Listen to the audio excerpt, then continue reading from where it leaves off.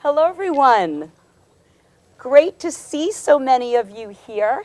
I know for some of you, this might be the first time you're actually even in this location, right? And it's a beautiful room overlooking our beautiful field on a beautiful, incredibly warm day in February. And we are so excited to have with us Jonathan Mariner to share his experiences over quite an amazing career in the sports industry.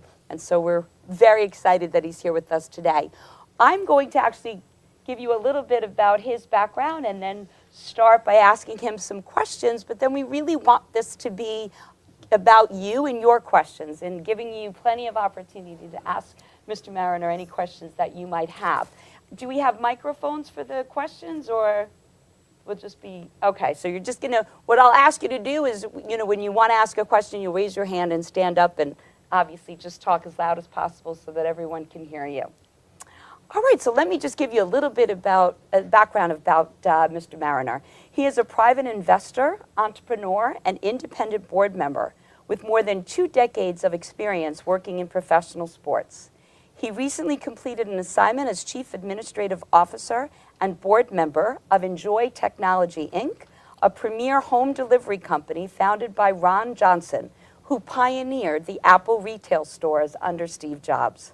Mr. Mariner is also the founder and president of TaxDay, a private software firm that developed an app to help users track their multi-state travel for tax purposes. He was previously appointed by the Walt Disney Company as the interim head of Regional Sports Network for the Fox Regional Sports Networks, where he was responsible for overseeing the independent operation of the RSNs, including all programming, distribution, sales, and operational functions until Disney successfully sold them in 2019 to Sinclair Broadcasting. Mr. Mariner spent over 14 years with Major League Baseball, Office of the Commissioner, having served as Executive VP and CFO and as Chief Investment Officer, where his responsibilities included overseeing the league's accounting, treasury, and budget functions, the league's team and related financial reporting, all league risk management activities, serving on several commissioner-appointed league-wide committees, including those dealing with finance and compensation, revenue sharing, long-range planning, and MLB's strategic investment fund, and providing quarterly updates at all MLBP owner meetings on the industry's financial health. His sports career also included a 9-year stint as Executive Vice President and CFO of the Florida Marlins Baseball Club, where he also concurrently served as Vice President and CFO of Florida Panthers Hockey Club for the team's initial startup and inaugural seasons in '93 and '94. Mr. Mariner currently serves on the board of directors of Tyson Foods, Rocket Mortgage, Delaware North, the Investors Exchange, and OneStream, a private financial services KKR portfolio company. He also serves on the board of Little League Baseball International and is a member of the Knights Commission on Intercollegiate Sports.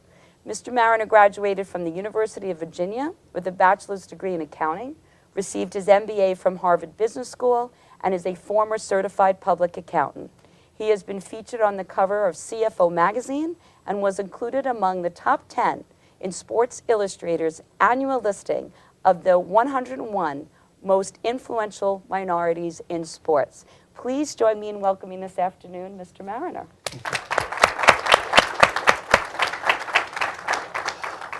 So thank you so much for being here. And as I shared with you, many of the students in our audience are sports management majors or other majors in the business school and really interested in learning about sports and would certainly love to be able to follow your path. Can you share your journey from being an undergraduate accounting major into this incredible career in Major League Baseball? Absolutely. First of all, I'm really delighted to be here. My first time being on the Hofstra campus, and so I really appreciate the invitation to see what you all have built here. I'm always asked that question, and I'm always careful to point out that my trajectory into sports was somewhat serendipitous. It wasn't something that I aspired to do coming out of college. As you heard, I was an accounting major. I was focused on, at someday, maybe being a partner at one of the big accounting firms. when I ended up going to business school, that kind of took my career trajectory away from accounting more towards finance. And I actually spent the early years of my career working in the financial world. One of my former colleagues is here, Doug Main. We worked together at you wouldn't necessarily know the name, MCI, the old telephone, long-distance telephone company. But I had a very traditional career coming out of college. And my entry into sports was really almost I wouldn't say an afterthought, but it's something I really hadn't planned to do. Back in my days of coming out of college, the sports world wasn't, the business of sports wasn't as highly, I guess it wasn't as prominent, nor was it as large as it is today. But what got me into the sports world was I was in a CFO role in Miami, and the then Florida Marlins, now Miami Marlins, had just been awarded as an expansion franchise, Dwayne Heisinger, and there was an article in the paper about the front office, and they had an org chart, and all these names in boxes, and the one box said CFO, it said not yet named. And so I called a friend of mine who I thought might know the people at the team. They were going to be playing at Dolphin Stadium, Joe Robbie Stadium at the time it was named, and I knew that she knew the Robbie family. And I called her, and she said, I know some folks there, and if you give me your resume, I'll give it to them. And I think they're still looking for the CFO role, and so I did. And they called me the next day for an interview, and I went in thinking, I'm just happy to be here. I walked out thinking, that's my job. I felt so good about the interview. But I always tell that story just to underscore the importance of networking. You know, I've been part of a smaller business network in Miami. This woman, this friend of mine, was part of that. And I always talk about that as just one way to kind of get your foot in the door into any particular career, but it really worked well for me. That's great. So, you know, baseball's approaching an $11 billion industry. Can you tell us a little bit about what did you do as CFO of the league, and how did you work with the CFOs of the teams? Well, as that overly long introduction pointed out, I think about the role of CFO in kind of two buckets. There was kind of the internal focus that dealt with a lot of very traditional things that CFOs get involved in. You know, financial reporting, treasury functions. We've got to finance the operation in some ways. There were, you know, things like risk management. We put in place a captive insurance company. I joined the league back in early 2002, right after 9/11. The insurance markets were in turmoil. And so we needed to come up with a way to provide coverage for all the teams, and so we created a captive insurance company. Some very traditional CFO roles. From the external side, the second part of the job really dealt with dealing with the clubs themselves, the CFOs and the owners. I was involved in, you know, probably about a dozen team sale transactions. We have to vet the owners and go through the process, make sure they meet our rules, et cetera. I really enjoyed doing, you know, quarterly meetings with owners, just talking about the state of the league finances, et cetera. And of course, there's always the fun part, going to World Series games and visiting new ballparks. So you mentioned, you know, the buying and selling of teams, right? And I think for many of us here, you know, we hear about the numbers, but don't really understand the economics behind it, right? And some have characterized investing in a baseball team as almost being recession-proof, right? Because the valuations just seem to continue to go up. But I don't know that we all understand what those valuations are. Can you talk to us a little bit about how do you value a team? You know, in answering that question in front of some business school students, you would think there's these traditional discounted cash flow models, there's these multiples of EBITDA, multiples of revenue, and those all come to the conversation. But at the very end of the day, it's really kind of supply and demand, and there's usually a lot more demand than there is supply of teams. And I'll give you two, you know, somewhat tongue-in-cheek examples of valuations. There's the one very cynical school of thought that just calls it literally the greater fool theory. That there's always someone who's willing to pay more than you paid to step into your shoes. And you see that today. There's at least, I think, a couple of NFL teams available for sale right now. And the bidding, the numbers are just extraordinary. And I would challenge anyone to come up with a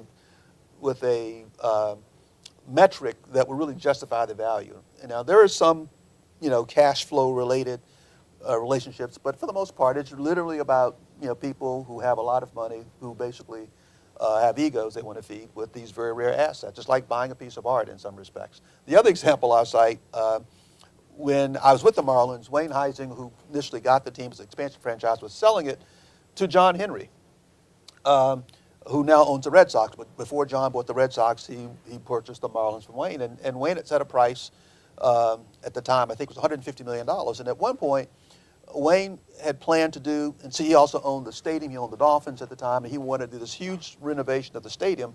And he thought, since the baseball team is the largest tenant in this, at the time, dual-use facility, I think the Marlins should pay a portion of that, so I'm going to up the price another $10 million. And John was like, what do you mean? I mean, John was going crazy, and John literally walked away from the table like that. We had a deal, I thought it was worth this much, and Dave Dombrowski, our GM at the time, who's now the GM of the Phillies, pulled John aside and says, John, at the end of the day, when I'm negotiating for players, if I want the player, I've got to pay the price that they're asking. In this case, if that's what Wayne is, if you want to buy this, and Wayne pretty much said, if you want to buy this team, that's the price. It's sometimes no more methodical than literally, this is what I want, and there's someone out there willing to pay the price. I wish I'd give you a better business school-oriented answer, but that's typically how it works. Supply and demand always rules the day, right? It comes down to that.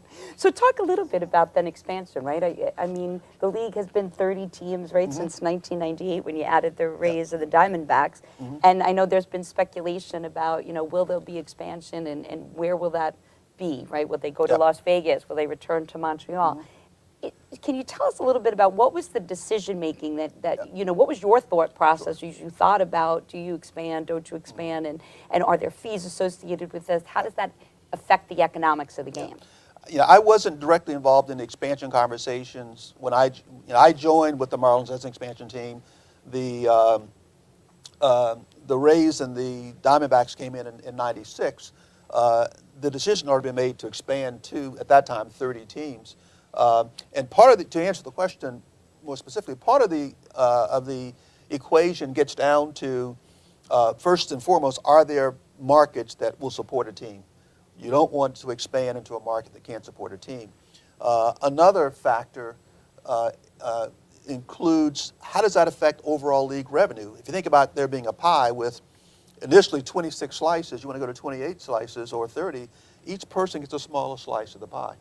Of that, because the pie doesn't grow that much. I mean, typically you want to expand into a market that might give you more TV coverage, that might grow that media pie or that advertising pie. But for the most part, each team will get a slightly smaller share of this, slightly larger, revenue pool. And so to make up for that, you charge an expansion fee. And so when you hear about expansion fees, it's usually a way for the owners to try and recoup some of that lost revenue that they're going to get on a short-term basis.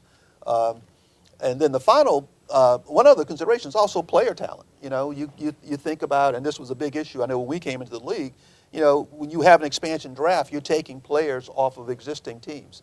And so you're kind of diluting some of the talent. And so the question comes up, is enough talent to support a team? But today, again, I've not been part of the conversation, but I understand that Rob Manfred is thinking about 32 teams. It's currently 30. Part of it is just the beauty of having 32 teams. It's, if you think about math, it's just an easier way to set up divisions, have playoffs. But there's also markets like Nashville that are hungry for a team. And the last thing I'll mention that is probably much more important today for baseball, and that has to do with ballparks. Both in dealing with there's two teams right now. If you go back to the early 1990s, starting with really the White Sox in '92, there have been substantial new construction or renovation of every ballpark except in two cities, and that's Oakland and Tampa Bay. And what the commissioner is trying to think about is, can we solve those problems first before we expand to 32 teams?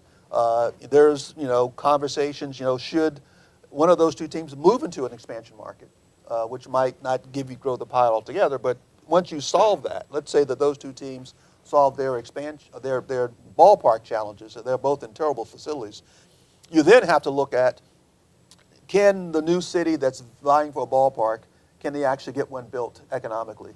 And it's kind of a chicken and egg game there, because if you don't have an existing ballpark, it's hard to get the bid unless you can prove you have one. And typically, politically, no one will say, I'll build your ballpark until you tell me I've got a team. And so that's kind of an interesting little dance you've got to do as you think about expansion. And so many of the ballparks now, right, incorporate really a kind of the family experience, right? So it's not just the ballpark, but it's everything around it as well. Exactly. Mixed use facility is, the Atlanta Braves being the most recent example. You really want to try and build a entertainment complex around it because everyone today don't want to just go to 81 games and sit in a stadium just to watch baseball. Yeah.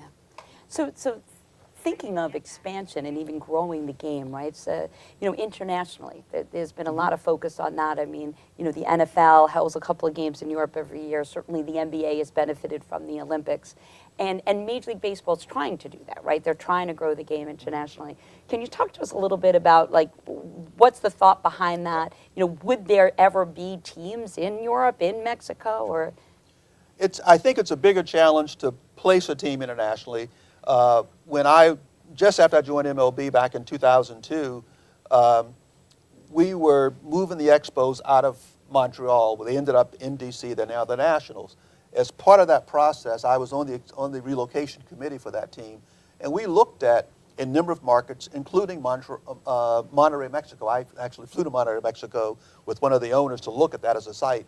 The conclusion back then was, while it's a huge market in terms of population, and you can actually get a stadium built in Mexico much cheaper than you could in the U.S., the challenge was the cost of living, the per capita incomes probably couldn't support the kind of pricing you would probably want to see in a stadium like that. And so that, logistically, Mexico could work, but the economics didn't work. As far as expanding beyond the continental borders, it's a tough, I think the unions will have a lot to say about, trying to travel, to Europe. But in general, there's been a huge interest in every sports league to expand internationally. The NFL hosts games, internationally. The NBA had several games in Europe, had a game in Africa last year. Baseball has also looked, outside of its borders. When I was there, we did an opening series in Japan. One year. We did an exhibition in China that same year. And so you're always looking for those new markets, typically as media markets. The NBA kind of set the example back in the 2000s with Yao Ming coming out of China. Huge market. And the trick is you want to ideally find a player from that country that will generate the eyeballs that will support that market. You really want, economically, you can't necessarily play in that market, but you want the media attention. And you can only really get that realistically if you have a player from that particular region that people will latch onto. And baseball is yet to find that, but you're always looking, you recruit in those markets, hoping you can find a star that can allow you to develop that market more fully from a media perspective. Is the World Baseball Classic, it's about to start, right? Yep. Is it helping, do you think, it does help. that, or is it a different purpose? It helps. I think one of the purposes it serves is it kind of highlights the international flavor of the league itself, because you'll have players representing their teams, much like in the Olympics, for those countries, and it really kind of highlights the concentration of talent of current U.S. players who have come from different countries. And I've gone to every one of them so far, and what's most interesting, and we play some of the preliminary games outside the U.S., which also creates more interest. What I found really interesting was just the level of excitement in those arenas, in those stadiums, outside the country is far greater. And even in this country, I remember being we had a finals in L.A. and I think the teams, we had, I think a Dominican team may have been playing a Puerto Rican team. I can't recall. I know it was the Dominican team, but the Dominican community came out in L.A. Just in huge numbers. They had the flags, and it was like watching a World Cup game. And so that, creates a lot of excitement in the local markets, and it really just, if nothing else, highlights the international flavor of the players that play in the league in this country. Yeah. So let's switch gears a little bit. You had mentioned the union, and I'd be remiss if I didn't ask you about the recent unionization of the minor league players. What impact will that have on the game? I haven't been that involved in baseball, but I happened to have been in their offices last winter, and I was talking to one of my former colleagues about that, and it's actually is an opportunity to address some other issues that the league had been wrestling with, in minor league baseball. Minor league baseball, if you follow it all, has gone through a huge structural change, and the league has taken over more of the operation of it. They've tried to do that, in my view, to take a lot of the profiteering that third parties had in buying and flipping franchises, and it also wanted to make it more of a true developmental league for baseball itself. Baseball had a separate issue regarding compensation. Minor league players weren't being paid very well. They only played 6 months out of the year. They were having to get jobs during the off season.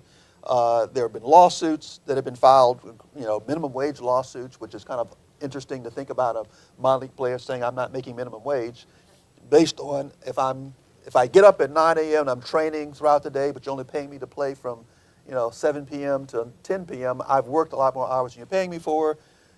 The unionization really kind of made that go away. It basically allowed across the league, across the minor leagues, and in conjunction with the Players Association, to try and elevate the wages and the lifestyles of minor league players. Baseball voluntarily agreed to do that. I think to try and address all these issues that it was kind of fighting in different communities and politically. And so I think it's going to be a net positive. The only question is, will a minor league player decide, I think I should be making, $3 million, playing in Double-A baseball? Well, the economics won't support that. And so hopefully, and they haven't come up with this, with an agreement yet, but hopefully, and again, this is just my opinion, they can solve for that, raise wages to a point where it can be sustainable within the industry itself. But I think it's a net positive for sure. And so much of the revenue that's generated, right, Yes. by the league, I know comes from, local media, and so there's been a lot recently in the press around the regional sports networks. Yes. And so can you talk a little bit about, consumers cutting the cord and not having cable and things going streaming? How will baseball, and of course, obviously, minors leagues aren't really getting that kind of media, but how will the league replace that lost, or how do they deal with it?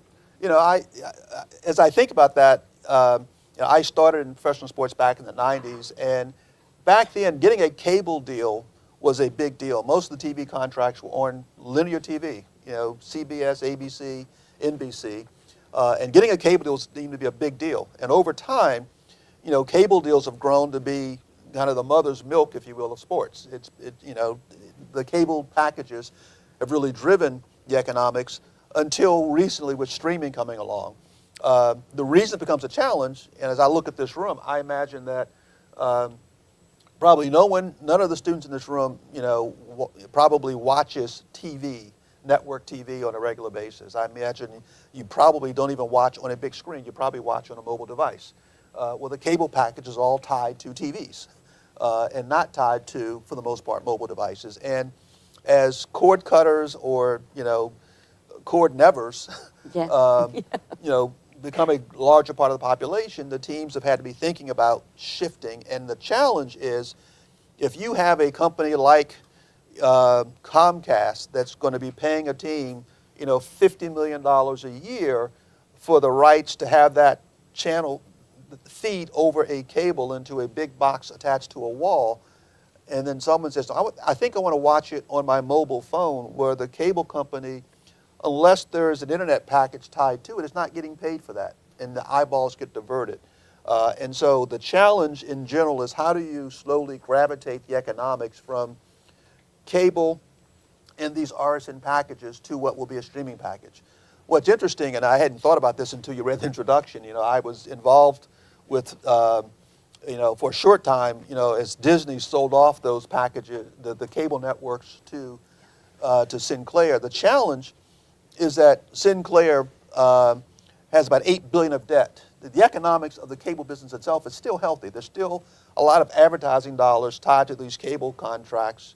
There are a lot of people outside this classroom that still watch on TV, except that when you overlay $8 billion of debt and the debt service around it to try to pay for that cable package, the numbers don't work anymore. And what I understand, Sinclair's missed today a interest payment on that $8 billion of debt. People are speculating they'll probably file for bankruptcy. Baseball, again, I'm not involved anymore, but they are looking at maybe taking back those rights and running them themselves. And I think the net effect of that will be to try and unify the cable and the streaming packages to where you don't have in-market blackouts. You can actually watch more of your local team on a mobile device. The economics I think, will be really interesting to sort through in terms of who gets what. How do the cable companies, do they pay more and don't get paid for the streaming piece? Do the teams take less? I mean, those are things that are all going to get sorted out over the next, over the coming months and years. But that's kind of how the economics are kind of shaping up today, and some of the challenges they have to sort through, given the fact that the cable package really is just not as sustainable as it's been in the past. And what about licensing? So player, and I'm going to ask you a little bit about collegiate sports, but what about at the Major League Baseball level? How does that work? So, Yep. players' jerseys, all of that, the economics of it. Sure. There's probably three categories of licensing rights out there. There's the players' own name, image, and likeness that they own.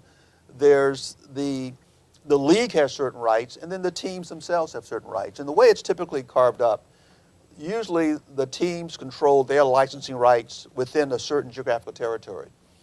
The league has national rights, and all of the what we call the jewel packages, the postseason, the World Series, anything around licensing around those, the league controls. Any national packages for sponsorships, the leagues control, and they can sell additional rights back to the team. And team has veto rights. For example, if you sell a big package of Pepsi, but you're selling it, you go to the Braves says, nope, I can't do Pepsi in this market. We're a Coke team, and they can opt out of the deal. But that's another set of rights. But the players themselves have a set of rights that they control. However, for a player like Aaron Judge, now he may be an exception. He might be able to go out and talk to the local car dealership without pinstripes and still have an impact. Have an impact. But for a lot of players, unless you're wearing the pinstripes, in the case of the Yankees, you don't, in the NY, you don't really have the same marketing punch. And so you have to work with the team in a joint way. And so the league and the Players Association have an agreement, kind of a cross-licensing agreement, to put it more simply, where the teams can have certain rights to use players and certain groups of players. But the players can separately sell their rights individually, but to use the team marks, they've got to usually work with the team to do that.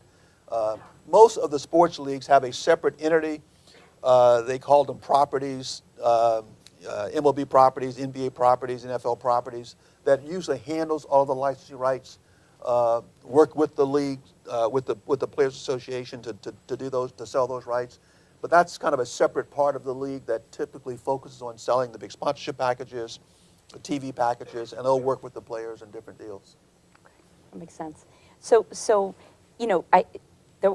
Major League Baseball is always trying to grow the game, right, and making sure that they continue to keep eyes, right, watching the streaming services and coming to the games, and so they've been making some changes to the actual rules of play, right, including the introduction of a pitch clock and the banning the infield shift, which all came about because of the analytics that many of our students are studying.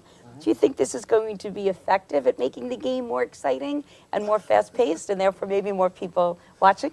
I hope so. It has been something, I left the league back in 2016.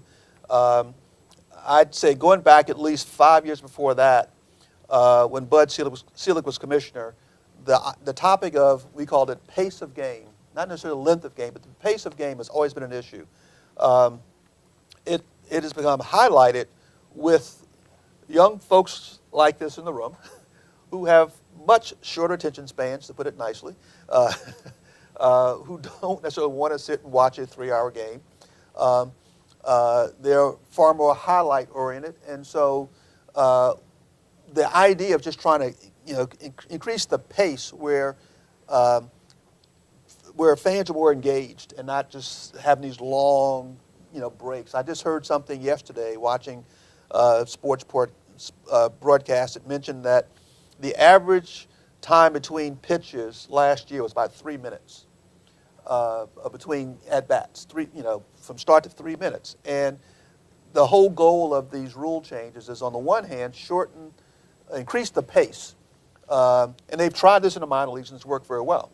If you look at the game times of games back as early as the 80s, and especially the 70s, hour and a half to 2 hours is the average length of a game. Today, it's more over a little over 3 hours. And so the idea is to try and compress that time on the one hand, but there's also an attempt to try and increase the offense. People love, NFL has done it very successfully, the NBA, and changing some of the rules to give the offensive player a bigger advantage. The goal is to do the same thing with baseball, to create more excitement, more runs, and therefore to keep people more interested in watching the action on the field.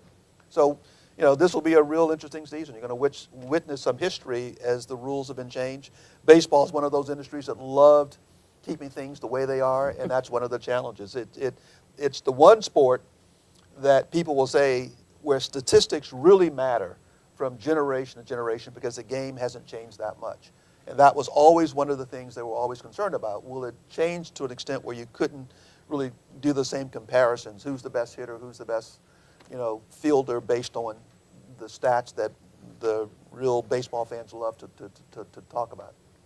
And so that's really how the analytics has changed Exactly. the game, right? Yep. I mean, and so many of our students are studying analytics and really, recognizing that we collect all this data and how do you sort through the noise of data to make the best decisions.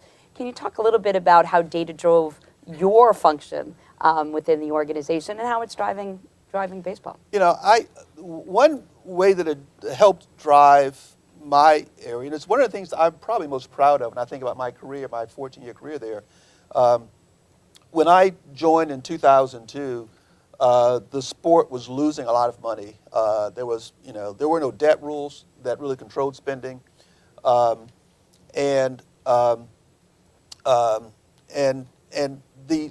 a former team CFO, I also knew that the reporting we did back to the league wasn't very consistent. And so one of the things that we put in place, we built this database, this online database that the teams would have to report to on a quarterly basis to us through this network that we actually built, the secure web-based network. And I mentioned before, reporting on a quarterly basis to league owners. Well, one of the things we were able to do with data was to be able to show them and give their CFOs and them access to league-wide data that showed them exactly how they were doing.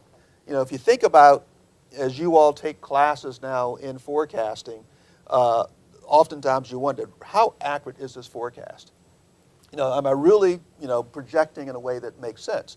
And one of the things that we did in putting together these requirements for reporting, and me being a former accountant or an active accountant, I never stopped being an accountant, I think, in my heart, we said, we not only want you to project your revenue for the next 3 years, we want you to give us the balance sheet projection and also a statement of cash flow that ties them all together. So it's not just a projection a hockey stick projection that you can kind of ignore. And we would do comparisons. Each time, each quarter, we'd say, this is what you told us the last time. And this is how much you missed. And so we use data to drive attention and accuracy in reporting. And the way I described it, we got away from the game of liar's poker, where everyone was making up numbers, trying to convince someone else what they were doing. And the owners came to believe what they were doing to the point where we knew player spending was out of control. Teams were borrowing debt to basically cover deficits for chasing players. And we put in place a debt rule, and we measured teams against their leverage ratio. And we, on a regular basis, reported that out to the teams. And most importantly, it was transparent. I would put team names on the screen, something that hadn't been done before. So data, not just being accurate, but being visible and transparent, really helped teams think, okay, I'm not doing as well as my colleagues, and I, kind of quietly use their competitive nature to help us. I would put up this one chart, and it had quadrants. And in the upper left quadrant were the teams that were making more than $10 million of EBITDA. And the team in the box over was going from 0 to 10 million of EBITDA. The team the one at the bottom, teams that were losing from 0 to 10 million, and the team at the bottom right was losing more than 10 million. I put team logos, and I put them in order. It's almost like standings, like rankings based on how you were spending, and every team wanted to be in the upper right box, except for a couple who just wanted to win. But using data to help drive, behavior really helped. And in the course of a 5-year window, we went from losing $500 million as a league to making $500 million, $1 billion swing, doing nothing more than simply just trying to guide people's thinking using data to direct them. So. That's fascinating, right? But tapping into human behavior for sure. So data does matter, right? And Major League Baseball, of course, is the league of Jackie Robinson. And, one of the data points that's they've been criticized about is the representation of people of color across the league, both from office to players. How important is that for the league to really address this in a meaningful way? And what are some ways that you think that they could achieve that goal? Diversity has always been an issue for baseball. When I was there, back in the early 2000s, it was an issue. I know at one point, Bud Selig put together a separate task force focusing on diversity on and off the field. In fact, Dave Dombrowski, who I mentioned earlier, was the chair of that committee.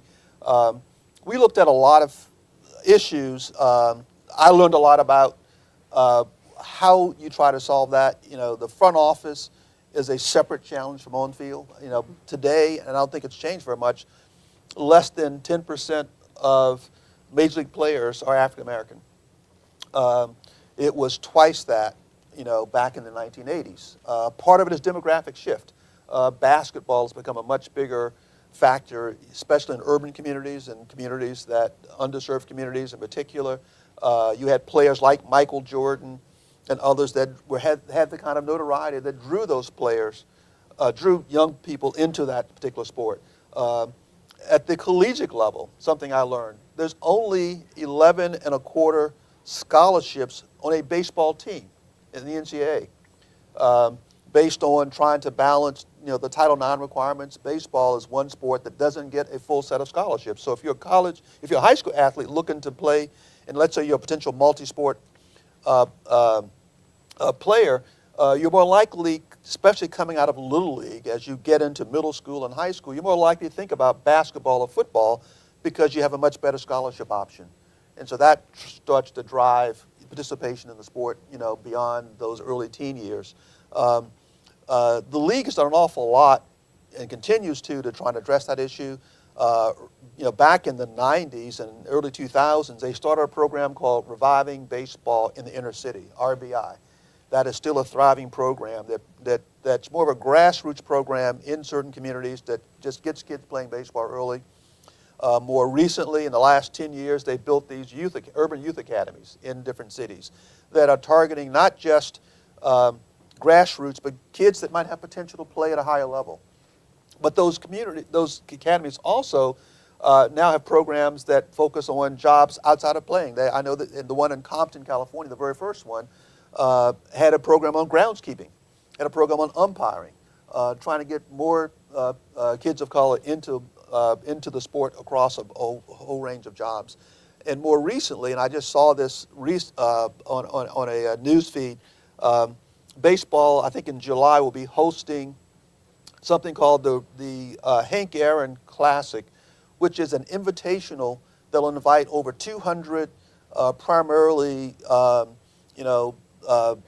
African American kids to the Jackie Robinson complex in Vero Beach, Florida. It's the old Dodger training facility in Florida, in Vero Beach, Florida, and they're going to invite these promising high school kids in for several days of training. They'll bring in former coaches and professional players to give these kids additional instruction.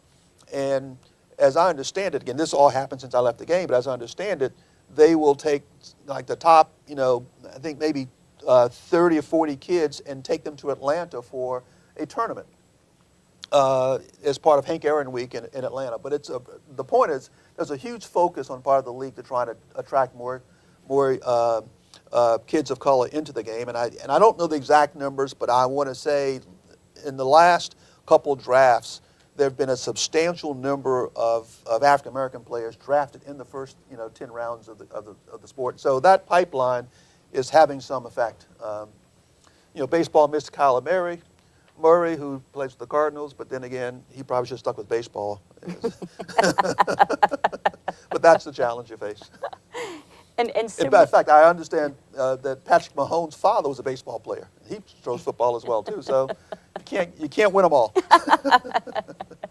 But it's true of women, right, as well Yes. in Yep. sports. And I mean, I know baseball certainly. We celebrated International Girls and Women in Sports Day on February 1, Yep. and certainly there's some great examples in baseball, Yep. right, with Kim Ng and Yep. and Katie Griggs and Alyssa Nakin, but they're kind of few and Sure. far between in terms of women in baseball. Yeah. And so, do you think, I mean, the softball team, and I'll give them a shout out, they're listening remotely on their way to a game, but will one of them ever get an opportunity to play in Major League Baseball? Baseball has supported women's softball for quite a long time. It's been a real focus for some time. I think every professional sport has a gender challenge, partly because the number of professional opportunities playing in the sport is just so much more challenging. They just aren't they, especially in baseball. And the front office, Kim's a great example of someone, Kim Ng, who really has kind of broken through. Kim worked in the league office when I was there. She probably interviewed for half dozen GM jobs, and we were all glad to see her finally get one. Part of the challenge, to be quite honest with you, is simply owners and decision makers being risk takers. You see that even amongst when I think about the number of black head coaches at the college level and in the pros. You have an owner, and this is what makes it so challenging. Not to make excuses for it. In fact, I would challenge owners to think beyond this. But you have typically, if there's an opening, it's because the previous person didn't perform. And the owner is now facing, or the college is now facing this challenge. I need to bring someone in to help turn the program around. I get one shot over the next 3 to 4 years.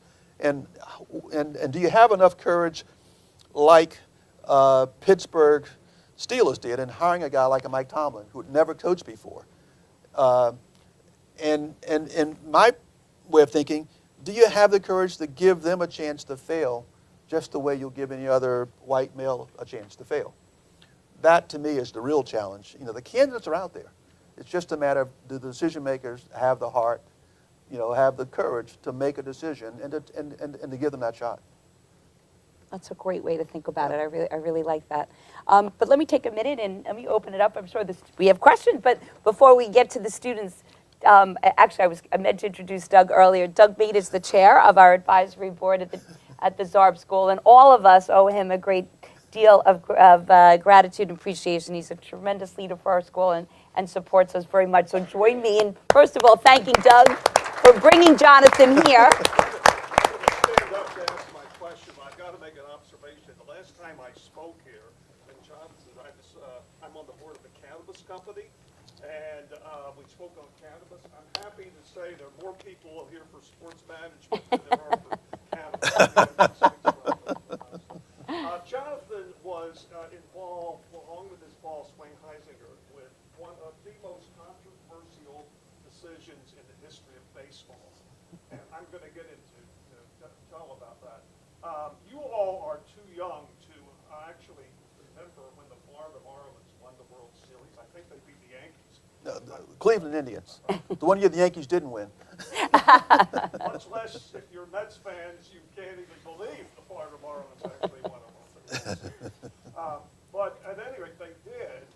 And the analogy I would give would be like the Yankees winning the World Series and then immediately trading away Aaron Judge and Garrett Cole. That's essentially the story that I want Jonathan to reflect on here for everybody, because the Florida Marlins did just that. They won the World Series and traded away their stars right away. What were you guys thinking?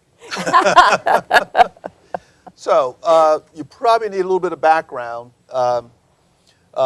We were an expansion franchise. First season was 1993. We drew 3 million fans. People were excited to have baseball in Florida for the very first time ever, beyond just spring training. The very next year, the summer of '94, the players went out on strike. We were trying to put in place a salary cap that still doesn't exist today in baseball, but we were trying to implement one as part of a labor negotiation. The players went on strike, and for the first time ever, baseball, because the strike happened in August, by September, baseball realized it was too late to have a postseason. There was no postseason in 1994. As you can imagine, fans were just furious. So here we are, a new franchise, just out of the blocks. We were probably going to draw close to 3 million, 2.5 million plus in 94. Fans were just upset with baseball, and a lot of markets never recovered. Toronto was drawing 4 million fans a year. Before that, they've never gotten back to that level. So fast forward, the strike is settled in 95. We're only, unlike the Yankees or the Mets that have generations of fans glad to have the game back, people in our market were just upset with us. So we didn't have the longevity of support.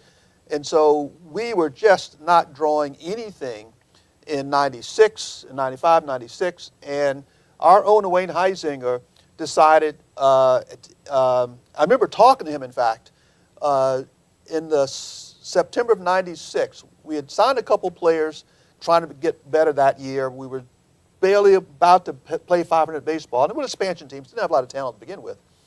I remember saying to Wayne, Heisinger, our owner, we should just trade away, not sign our big, Gary Sheffield was our big player. He was the MVP that year of the league. We should trade away Gary Sheffield. He was making, his contract was up. It's going to cost us more money than we can afford to re-sign him. And let's just kind of, bring in some, let's rebuild. And Wayne said to me, I don't want to do that. I'm going to sell the team next year in 97. We won in 97, just to give a reference point. I'm going to sell the team next year. This is the season before. And I don't want fans to ever think I didn't put a winner on the field. So I'm going to make a run. Next year I'm going to go for it. We're going to bring in more players so we can win, take a shot in 97. And we brought in 3 or 4 other big name players. And Wayne was hoping that would move the attendance needle. We had been dragging because of the strike. So going through the summer of 97, the attendance needle didn't move at all. And what we learned later on, and what we should have known, was that if you win big, you don't get the bump till the following year. Fans are very, very skeptical. Like, show me first, and then the fervor comes behind that. So Wayne announces in June of 97, the team's for sale. By September, he says to Dave Nabrowski, our general manager, and one other point I forgot. In that September conversation with Wayne about the budget, I'm the CFO, I says, we're going to lose about $10 million next year. Wayne brings in more talent. We were budgeted to lose $25 million coming into the 97 season. That was the budget, to lose 25. But Wayne, if you don't know the name, he's the guy that built Blockbuster to what it was in its heyday. He could afford to do it. And so we go into 97 losing $25 million. And so if you can imagine, your business school students, and Wayne's got the team up for sale, and someone says, let me see the books. We're going to lose $25 million. Who wants that deal? Like, thanks, but no thanks. So Wayne says to our general manager, Dombrowski, when the season is over, all these players we signed for multi-contracts, trade them away. We cannot afford, I can't sell this team with these contracts attached to it. And so that was really the reason that we were positioned to dump payroll, because he wanted to reduce payroll to make it easy to sell the team. And we knew in 97 we were going to make the postseason. It was the first year of the wild card. We had the second best record in the National League. The Braves were ahead of us. This is when they had their, 3-headed pitching monster. We couldn't catch them, although we beat them 12 out of 18 times that year. But we just couldn't get past them in the standings. And so we get into the postseason. We sweep the Giants in the wild card round. We beat the Braves in 6, and to go to the World Series. And so now here we are going into the World Series, and our general manager has in his vest pocket this list of players he has to trade when the season's over.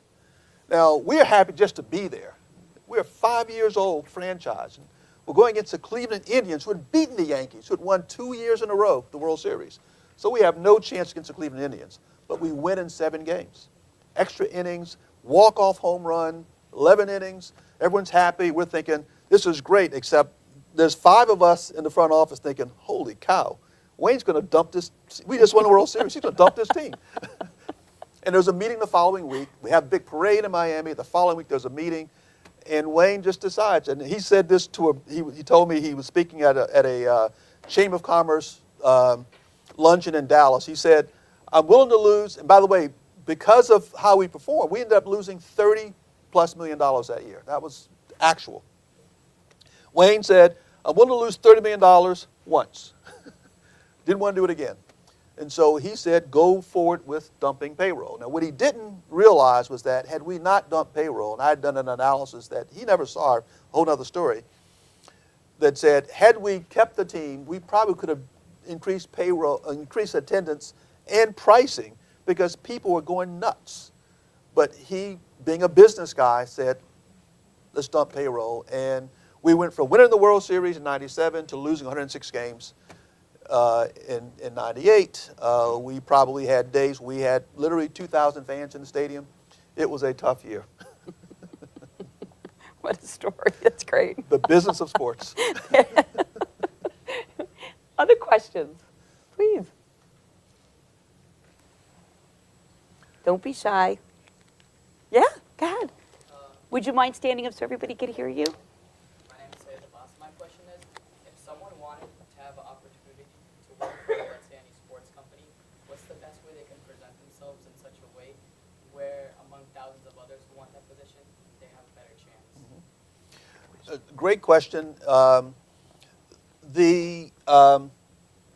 When I've talked to young people looking to get into sports, I talk about 3 different ways to kind of get into the league, not being specific about timing. You know, as an undergrad in particular, internships are usually the way to go, but they are so relationship and network based. It's easier said than done. I think as we speak, I think if nothing has changed, you know, the MLB teams are opening up their portals right now to take applications for internships.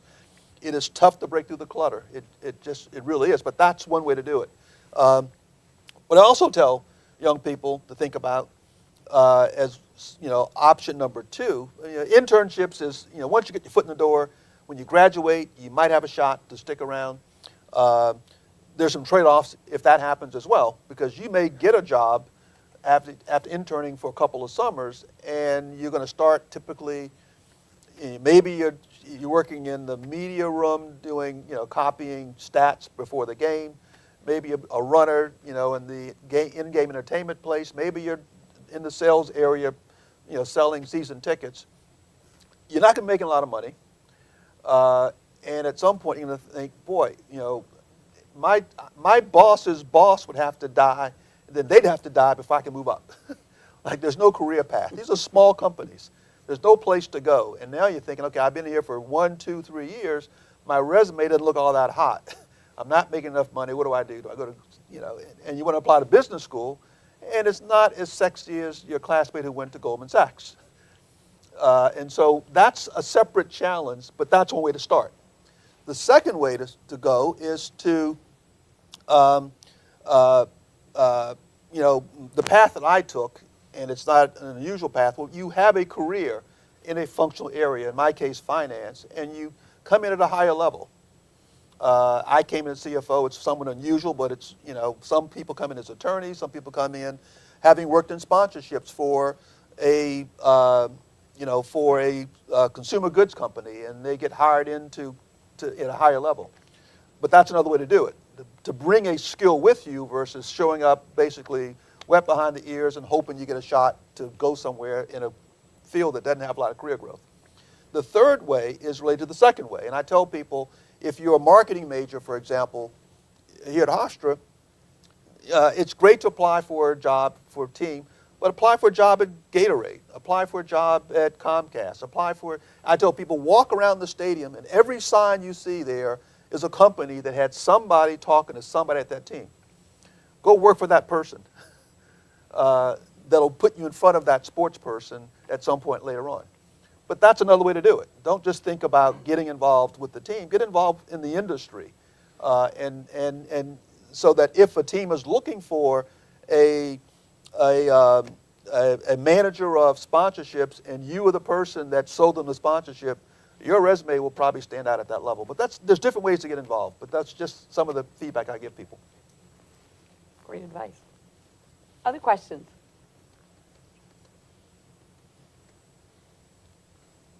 Really? No one? Boy, what a shy group. Yeah, I'm surprised. Oh, there's one.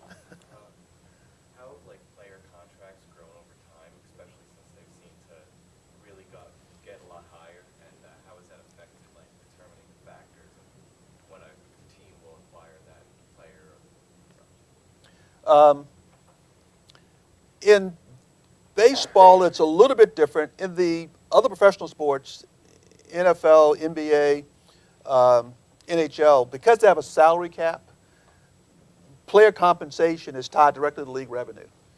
And the simple math is you take, if the cap is 50%, if revenue is $1 billion, then the players will get $500 million. If there's 30 teams, you divide 30 into 500 million. You get, and that kind of determines, you kind of spread the peanut butter from there based on how much you can afford.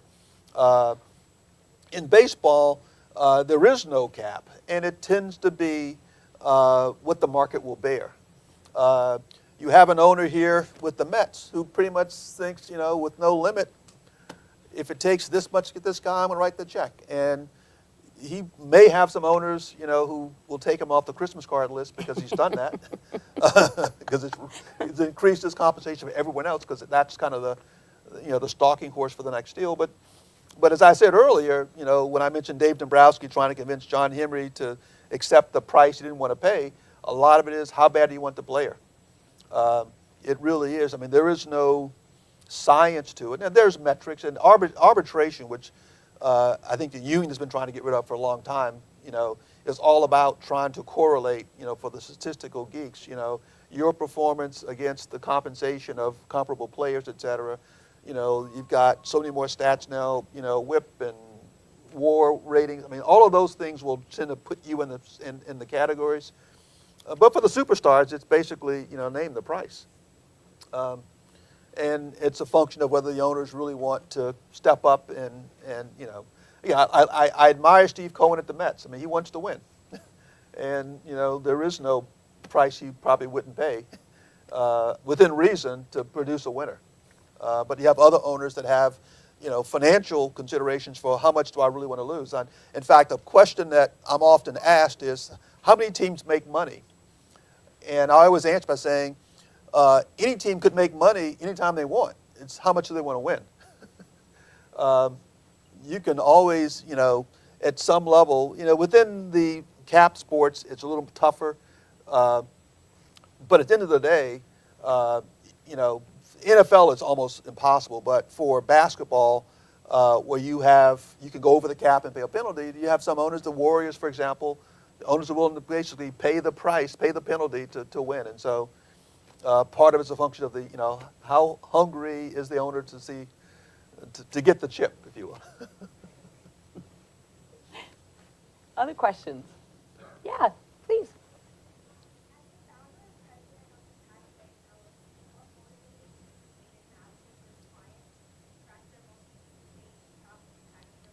Can she maybe come forward? Yeah, I thought it was me. Yeah. You know what, would you come over? The Yeah. acoustics are not so great. Next time we'll bring microphones in here. Thank you. Can you hear her from there?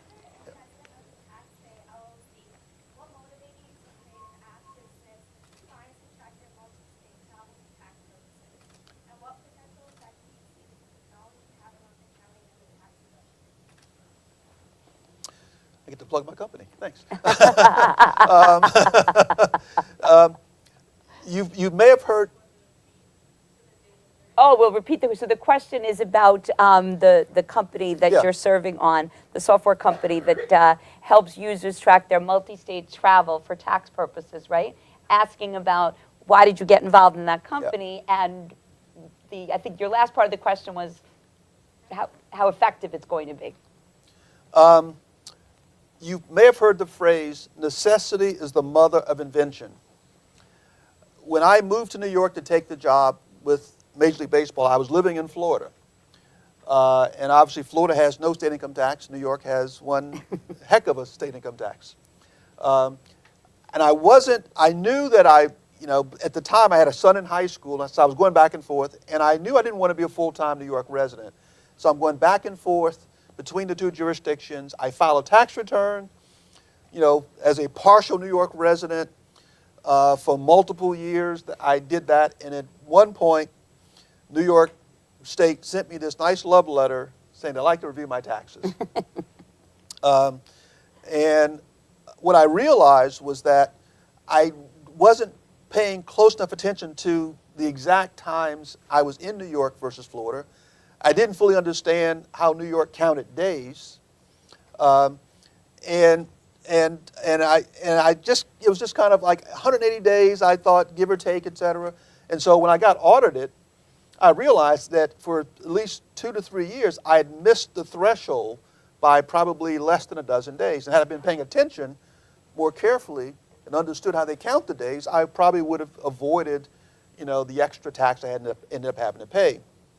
And for example, if I were to leave on a Friday morning, take a flight from New York back to Florida, in my mind, I didn't work in New York today, so I'm not going to count New York. And I come back on Sunday at 11 o'clock at night. I was in New York, and so I'm not counting Friday and Sunday. New York counts every minute you step foot in the state, unless you're passing through the state, going from New Jersey to Connecticut. They count every minute you're in the state as a day in the state. And so I thought, later on, years later, I thought, as I'm leaving MLB and I'm going back to Florida, but I'm doing business still in New York, I need to keep better track of my time. And I thought, and I remember talking to my accountant who was helping me with this audit. I asked, is there any software? Because this is 2016. There's got to be some, in this digital age, there's got to be an app for that. Didn't know of any app for that. I thought, well, you know what? Everyone carries a phone. Every phone has location tracking. The tax rules are pretty finite. I connected with my tax folks, and we did the research on the tax residency rules of all 50 states, how they count days, what the day threshold is, requirements for whether you have to have a home to be a resident. And we put that, and I reached out to this software firm that had done some work for me before at MLB, and we decided, let's build an app. It's a pretty finite thing to build, and so that's how it came about. I needed a tool to help me keep better track of my days, how I count days.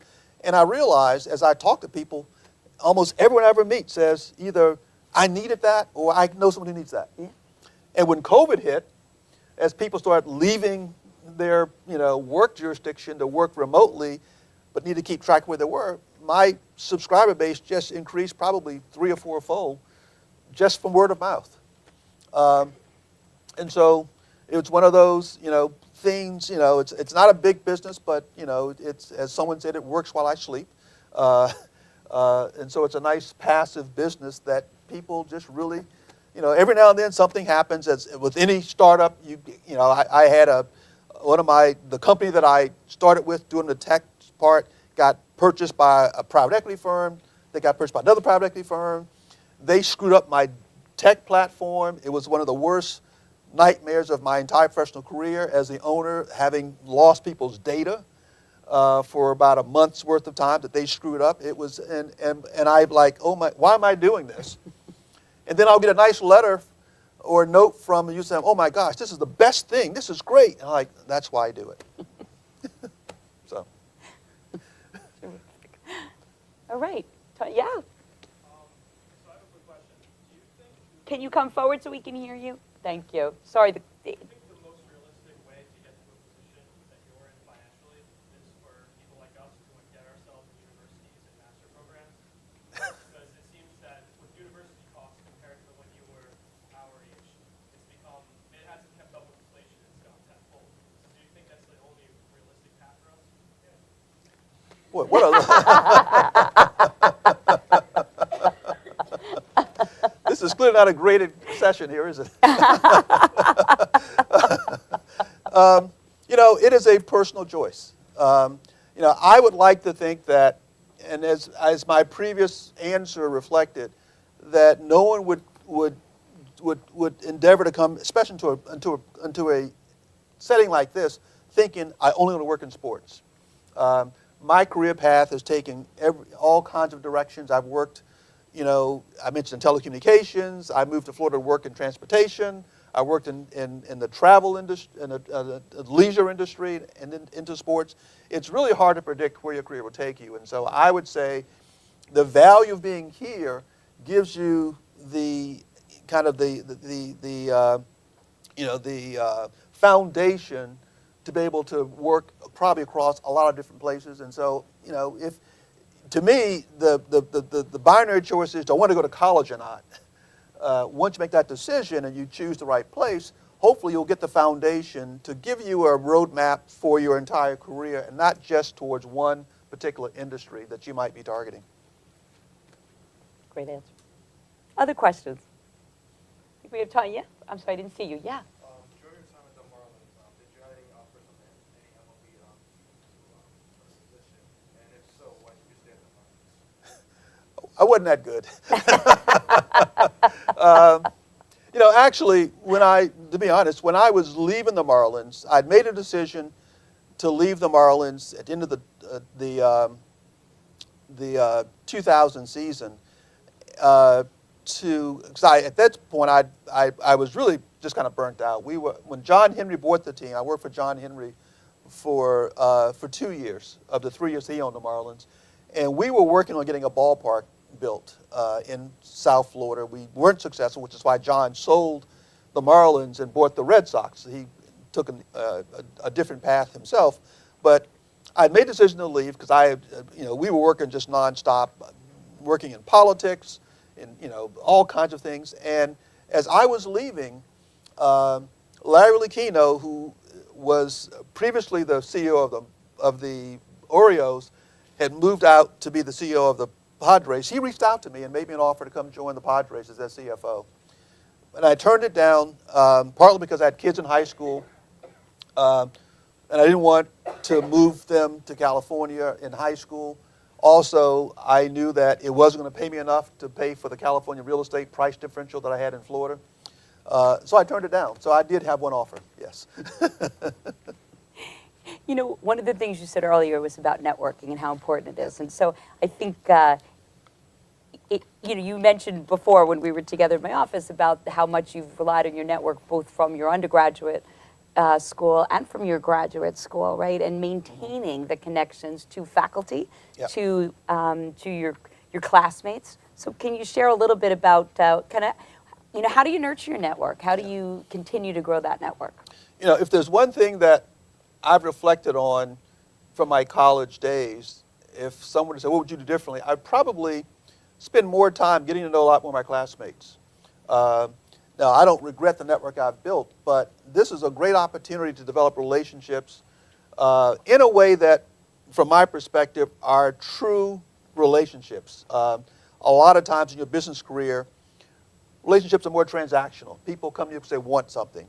This is the best time to really build a real network of people that at some point down the road, you can pick up the phone and call and ask for a favor, need some help, need a connection, and you can get it. And that's really what's helped me, throughout, not just in college. I didn't do it as much in college, but that's really has been the key. I've been really surprised at just how